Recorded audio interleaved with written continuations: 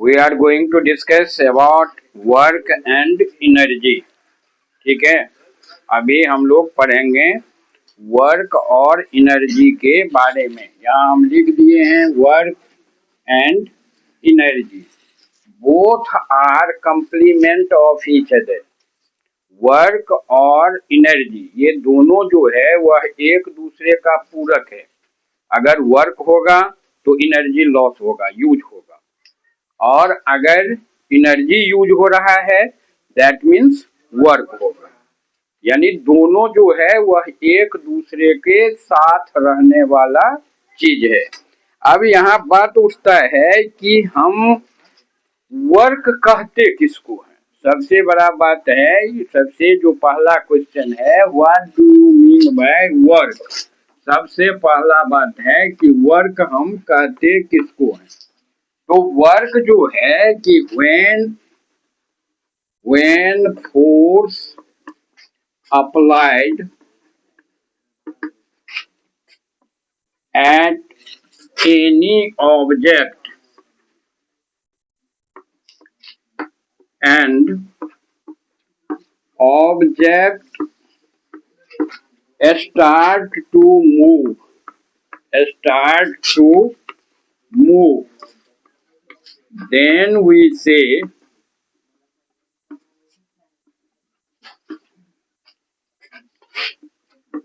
it is work. In other language,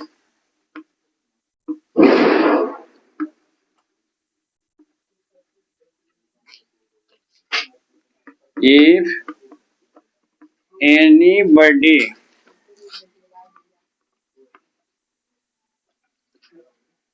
move from its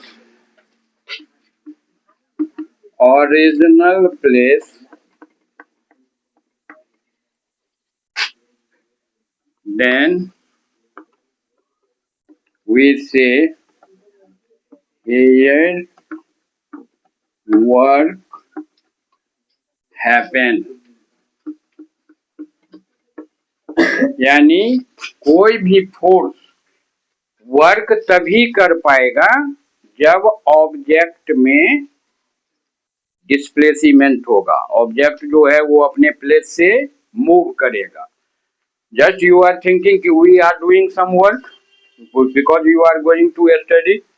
तुम यहाँ पढ़ने के लिए आए हो, पढ़ रहे हो, तुम घर पर में भी कह के आए होगे कि हम काम करने जा रहे हैं, हमको पढ़ना है। यहाँ बैठ करके तुमको लग रहा है कि हम काम कर रहे हैं, हम पढ़ रहे हैं, हम बैठे हुए नहीं हैं, हम पढ़ने के लिए आए हुए हैं।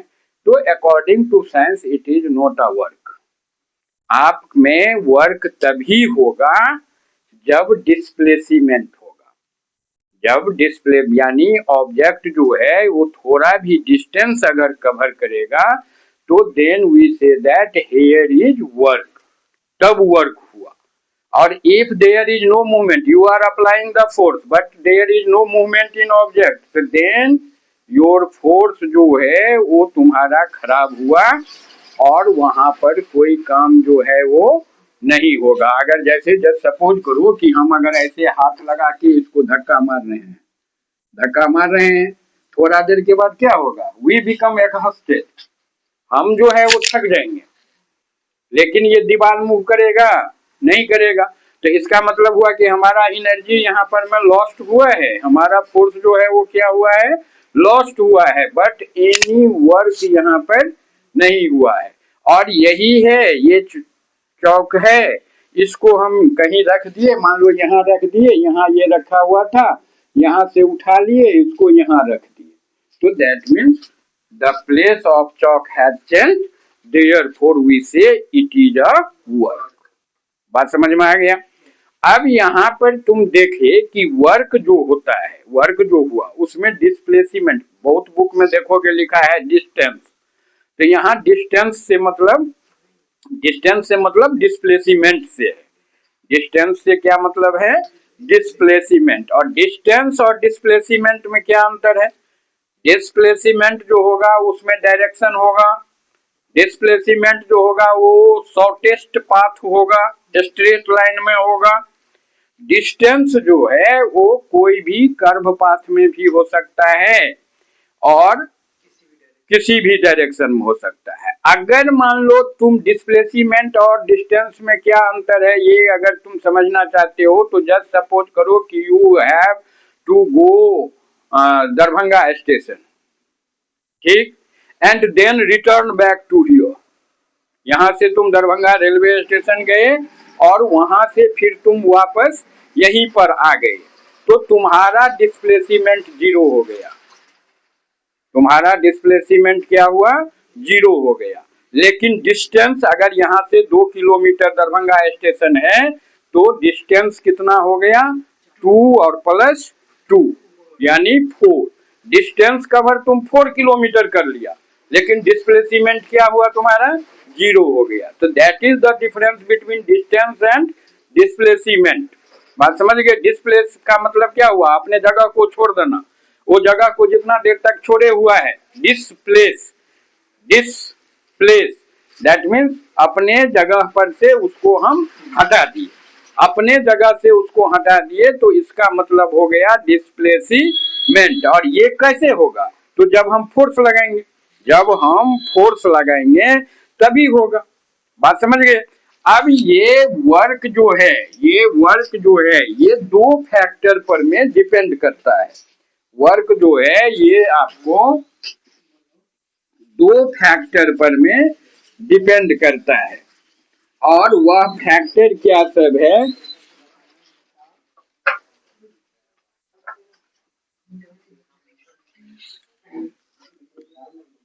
Work done by a body depends on 2 factors. और वो फैक्टर क्या है? तो पहला है मैग्नीट्यूड ऑफ फोर्स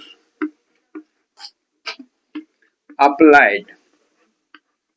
उस पर में कितना जो है वह फोर्स लगा है, कितना फोर्स जो है वह उसके ऊपर दिया गया है। और दूसरा क्या है? डिस्टेंस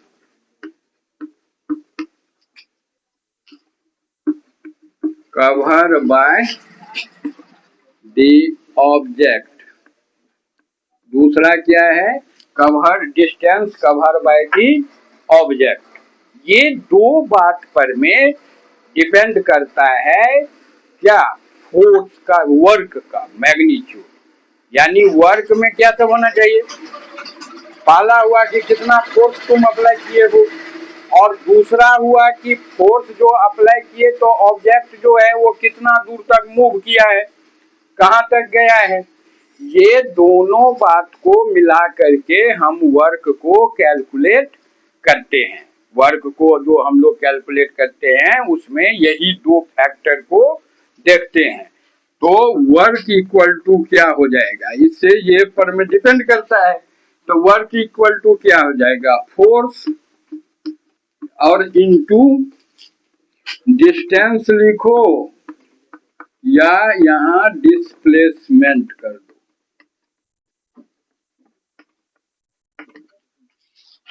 बात समझ में आया? या तो ये इसका वर्क का जो हुआ वो क्या हो जाएगा? Force into displacement. बात समझ में आया? अब वर्क को W से अगर हम इंडिकेट करें, फोर्स को F से इंडिकेट करते हैं और डिस्टेंस को S से इंडिकेट करते हैं, ठीक है? तो यानी वर्क इक्वल टू क्या हो जाएगा? FS। क्या हो गया? FS। बात समझ गए? अब इसका हम अगर ये निकालने का कोशिश करें, इसका यूनिट क्या होगा? इसका यूनिट हम लेना चाहें वर्क का, तो फोर्स है, वर्क इक्वल टू क्या है? फोर्स है और इनटू डिस्प्लेसमेंट है। तो फोर्स का क्या होता है? न्यूटन, और डिस्प्लेसमेंट का क्या होगा? मीटर। यानी वर्क का जो हुआ वह यूनिट क्या हो जाएगा? Newton metre. बात समझ में आया। वर्क का जो है वह यूनिट होगा न्यूटन मीटर। इसी को हम लोग कहते हैं जूल। इसी को हम लोग क्या कहते हैं, जूल कहते हैं। बात समझ में आया। इसी को कहेंगे जूल। अब ये एक जूल जो होगा, 1 जूल जो होगा वो क्या होगा, तो जब तुमको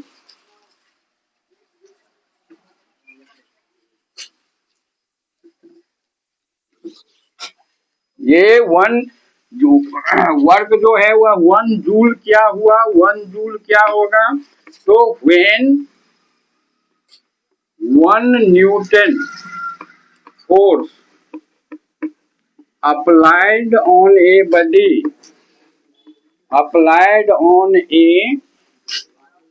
body and body move to 1 meter, then we say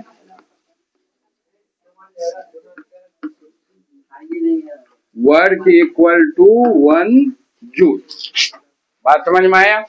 जब 1 न्यूटन फोर्स किसी ऑब्जेक्ट पर लगता है और वह ऑब्जेक्ट जो है वह 1 मीटर खिसक जाता है, तुम फोर्स लगाए और वो क्या हुआ, 1 मीटर खिसक गया, ठीक। तो इसका मतलब हुआ कि हम वहां पर कितना वर्क हुआ, 1 जूल। बात समझ गए। जब 1 न्यूटन फोर्स अगर किसी ऑब्जेक्ट में 1 मीटर का डिस्टेंस ट्रेवल करवा देता है तो हम कहते हैं कि ये जो वर्क है वह 1 जूल के बराबर है। बात समझ गए। अब यहाँ पर मैं कह रहा है कि ये वर्क जो है ये क्या होगा, वर्क में वर्क निकालने के लिए फोर्स और डिस्प्लेसमेंट का जरूरत है। तो वर्क जो है वो क्या होगा, स्केलर क्वांटिटी होगा। स्केलर क्वांटिटी है। स्केलर क्वांटिटी किसको कहते हैं, जिसमें मैग्नीट्यूड होता है, डायरेक्शन नहीं होता है।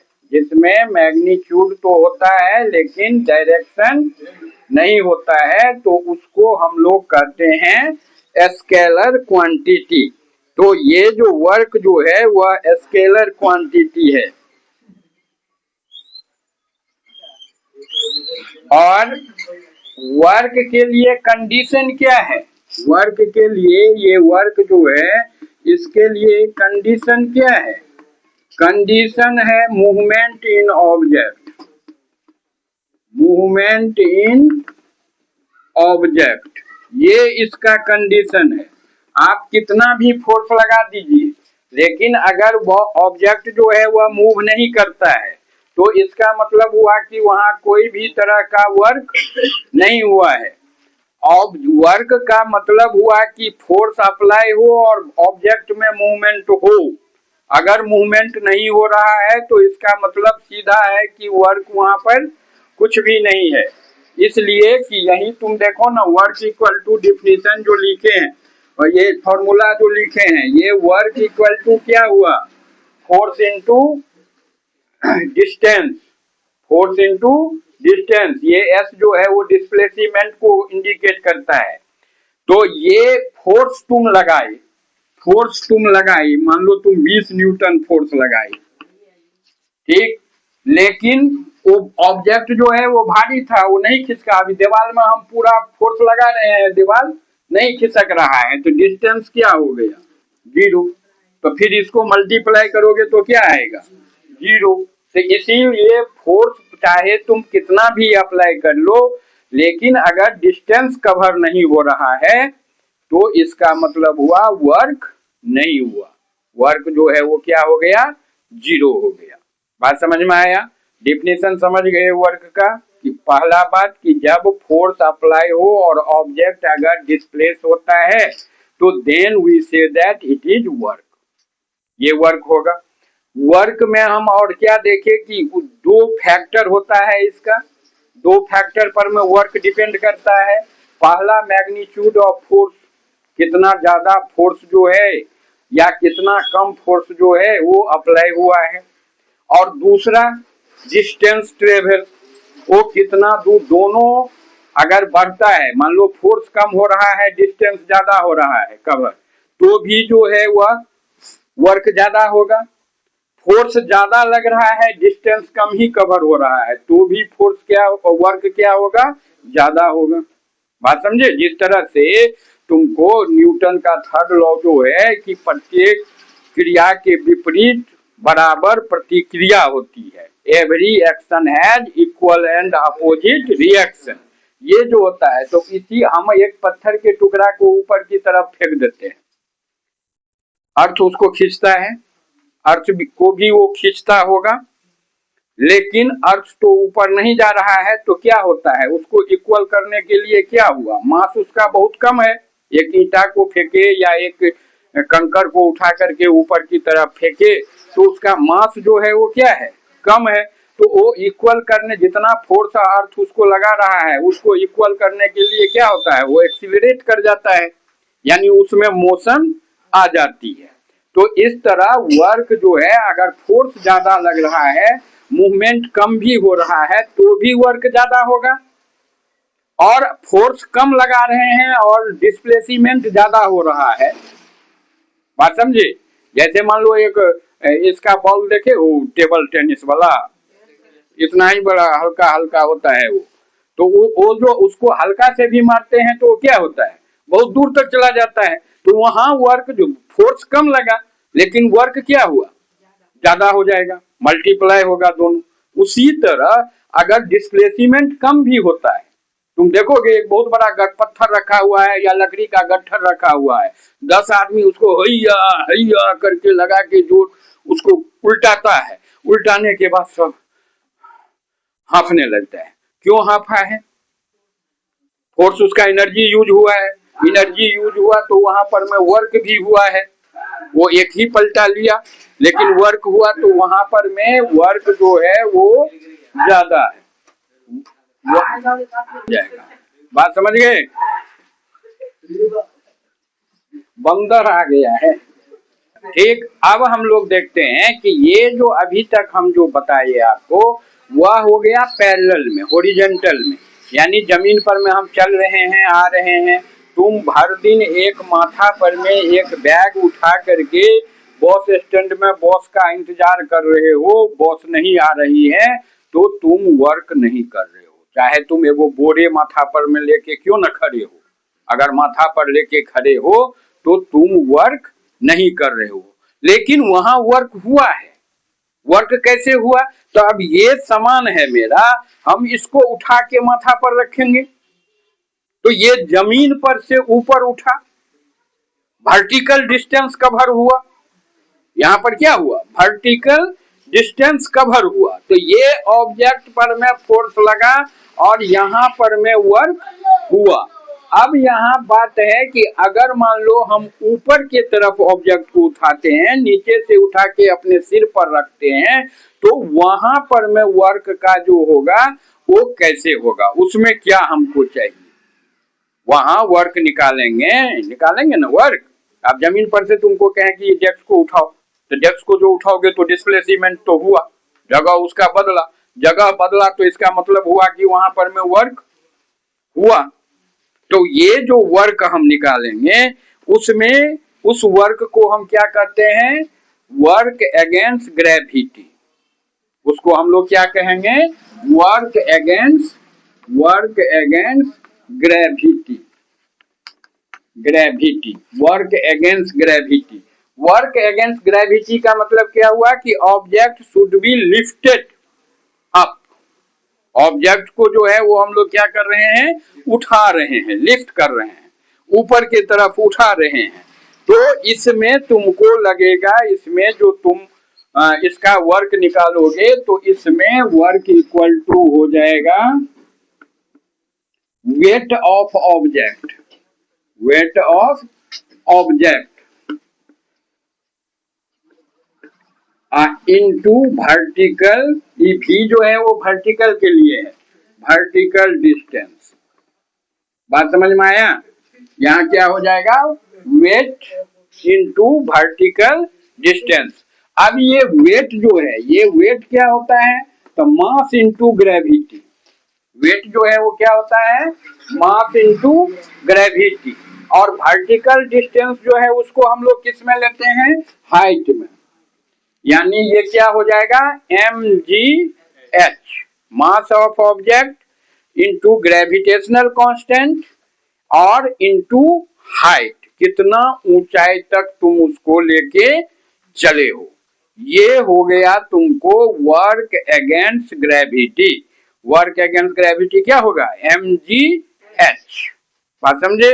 और ये कब लगेगा, तो जब हम सामान को उठा करके माथा पर रखते हैं, या सामान को उठा करके सीढ़ी पर हो करके तुम अपने 2 मंजिल पर 3 मंजिल पर में तुम्हारा कमरा है, तो वहां तक तुम ले जाते हो, तो वहां जो वर्क हो रहा है that is counted as work against gravity.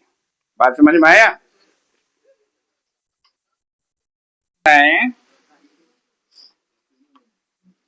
Example है, इसमें कह रहा है how much work is done by a force of 10 newton. Force equal to कितना दिया हुआ है, फोर्स इक्वल टू दिया हुआ है 10 न्यूटन। और फिर कह रहा है an object through a distance of 1 metre in the direction of force. और तुमको पूछ रहा है कि यहाँ पर में ये डिस्टेंस जो है वो कितना दिया हुआ है, 1 मीटर। 1 मीटर ये दिया हुआ है, तुमको पूछ रहा है कि यहाँ वर्क कितना हुआ, तो वर्क इक्वल टू क्या होगा, एफएस।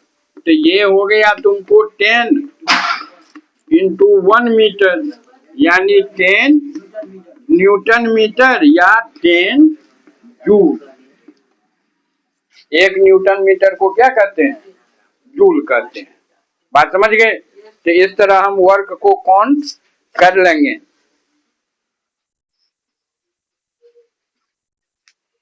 नेक्स्ट दूसरा जो एग्जाम्पल है उसको देखिए। दूसरा एग्जाम्पल में कह रहा है calculate work done in lifting 200 kg of water through a vertical height of 6 metre. ये यहाँ पर में वर्क अगेंस्ट ग्रेविटी पर डिपेंडेंट ये क्वेश्चन है, मिटाएं। एग्जाम्पल 2 में देखो, ये एग्जाम्पल 2, इसमें क्या कर रहा है, कर रहा है calculate the work done in lifting 200 kg of water through a vertical height of 6 metre. तो तुमको ये पता है कि वर्क अगेंस्ट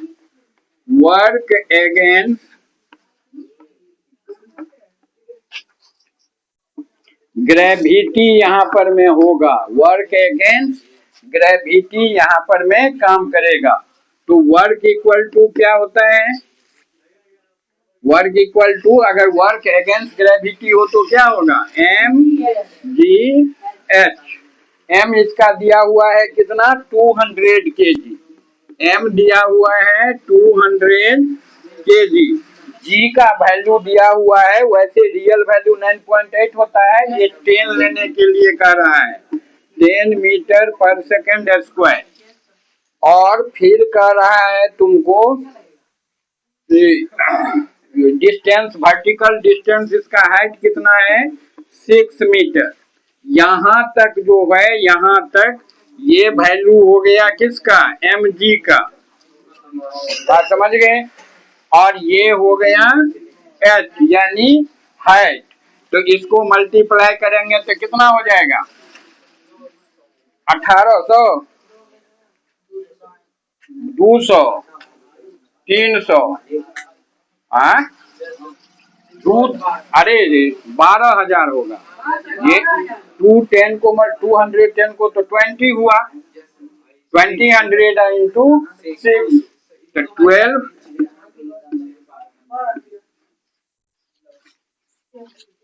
इतना जूल। बात समझ में आया?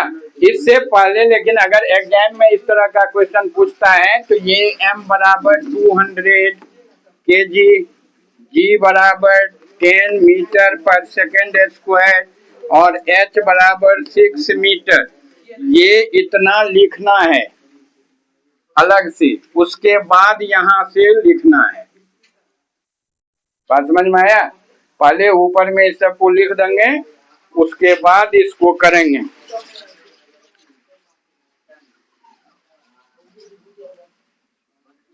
ऑफ करो। देखो यहाँ क्या कर रहा है, ये जो थर्ड नंबर एग्जाम्पल है, इसमें कहता है कि एक कार है जिसका वेट जो है वह 1000 kg है, वह ट्रेवल कर रहा है यानी इन मोशन में है, मोशन कितना है 30 metre per second, stop at a distance of 50 metre, decelerating uniformly, कि ये जो है वह तुमको 1000 kg का एक कार है जो 30 मीटर पर सेकेंड के हिसाब से ट्रेवल कर रहा है, ब्रेक अप्लाई होती है और ये यूनिफॉर्मली यानी एक समान रूप से धीरे धीरे होता है और जाके 50 मीटर पर रुक जाता है। धीरे धीरे होते होते कितना दूर तक जाता है, 50 मीटर तक, 50 मीटर तक गया और वहां जाके रुक जाता है। तो तुमको पूछ रहा है कि what is the force exerted on it by the brake and what is work done by the brake. ये दो क्वेश्चन इसमें है। पहला क्वेश्चन जो है वह है कि फोर्स जो ब्रेक जो लगाया उस पर, वो कितना फोर्स एक्सर्ट किया। अब फोर्स एक्सर्ट करने के लिए फोर्स का फॉर्मूला अगर तुम देखोगे तो फोर्स बराबर क्या होता है, मास इनटू एक्सीलरेशन, ma।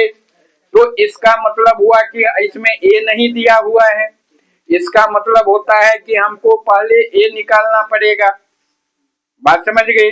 अब a निकालने के लिए हमको जाना कहाँ पड़ेगा, तो मोशन का जो इक्वेशन है, 3 इक्वेशन है उसमें, वो 3 इक्वेशन में से कोई भी इक्वेशन जो है उसको देखेंगे कि किसमें a है, और जो चीज तुमको प्रोवाइडेड तुमको क्या है, तो कार जो है उसका इनिशियल स्पीड प्रोवाइडेड है 30 मीटर पर सेकंड के हिसाब से ये चल रहा है। ये हो गया इनिशियल स्पीड या वेलोसिटी। इनिशियल वेलोसिटी जो है इसका कितना है, 30 मीटर पर सेकंड है। फाइनल वेलोसिटी इसका जो है वो कितना है, तो लास्ट में 50 मीटर पर जाके क्या हुआ है, रुक गया, यानी फाइनल वेलोसिटी क्या है, 0 हो गया। बात समझ में आया? और फिर तुमको डिस्टेंस जो है, ये एक्सीलरेशन ये हमको निकालना ही है, और डिस्टेंस जो है वो कितना दूर तक गया, ये 50 मीटर तक गया। बात समझ में आया? तो अब यहाँ पर हम देखते हैं, हमको a निकालना है, u है, s है हमारे पास, v भी है हमारे पास। तो हम ये फॉर्मूला, कौन सा फॉर्मूला ले जिससे ये हमको हो जाए, तो v square minus u square बराबर 2as, उसमें v भी आ जाएगा, u भी आ जाएगा, s भी आ जाएगा। तो v square minus u square equal to 2as। अब v तो हमारा 0 ही है, u जो है वह 30 का स्क्वायर है, और ये 2a निकालना है, s जो है वो कितना है, 50 है। तो ये कितना हो गया, -900, इधर हो गया तुमको 100a। तो a इक्वल टू क्या हो जाएगा, 900 अपॉन 100, यानी कितना हुआ, -9 मीटर पर सेकेंड स्क्वायर। ये माइनस में है, ये बता रहा है कि ब्रेक अप्लाई हुआ है। बात समझे ना, ये डी एक्सीलरेशन को बताता है। बात समझे? जिसको रिटार्डेशन कहते हैं, जिसको रिटार्डेशन कहते हैं, वो इसको बता रहा है। अब ए हमको मिल गया।